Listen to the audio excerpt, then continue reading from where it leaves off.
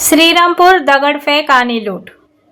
श्रीरामपूर शहरातून एक मोठी धक्कादायक बातमी समोर येत आहे. हनुमान जयंतीच्या मिरवणुकीनंतर काही अज्ञात तरुणांनी संगमनेर रोड परिसरात धुडगूस घालत चायनीज दुकानावर दगडफेक, तोडफोड आणि तब्बल 30,000ची रोकड लंपास केल्याची घटना घडली आहे. या हल्ल्यामागे पाण्याच्या बाटलीच्या 15 रुपयाच्या वादातून सूड उगवल्याचा आरोप फिर्यादीने केला आहे. श्रीरामपूर संगमनेर रोडवर हनुमान जयंतीची मिरवणूक संपते आणि काही क्षणातच आनंदोत्सवाचे रूपांतर भीतीच्या सावटात होते. 15 ते 20 जणांचे टोळके थेट चायनीज दुकानावर चालून येतात आणि सुरू होतो दगडफेकीचा थरारक हल्ला. फिर्यादी जाकीर गुलाम रसूल कुरेशी यांच्या म्हणण्यानुसार रात्री 7:30च्या सुमारास भारती नावाचा तरुण मित्रांसह दुकानात आला होता. पाण्याच्या बाटलीचे पैसे मागितल्याचा राग मनात धरून त्याने आधी दमदाटी केली आणि मिरवणूक संपताच साथीदारांसह थेट दुकानावर धडक दिली.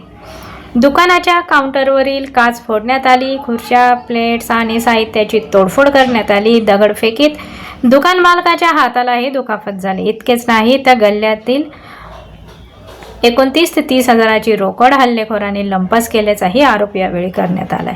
पाण्याच्या बाटलीचे 15 रुपये मागितल्याचा एवढा राग धरला की टोळक्यासह येऊन दुकान उद्ध्वस्त केली गेली. रोकड घेऊन गेले आणि परिसरात दहशत पसरवली. हल्लेखोराची शेजारील शाही दरबार चायनीज आणि हिना चिकन हाऊसवरही दगडफेक केली गेली.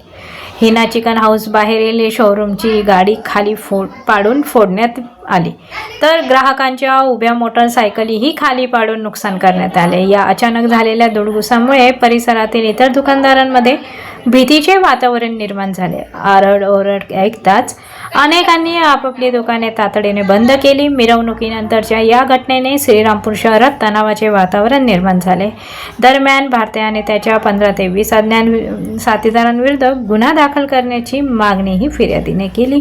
त्यानुसार पोलिसांनी ती प्रकरण योग्य रीतीने हाताळून कारवाई पूर्ण केली.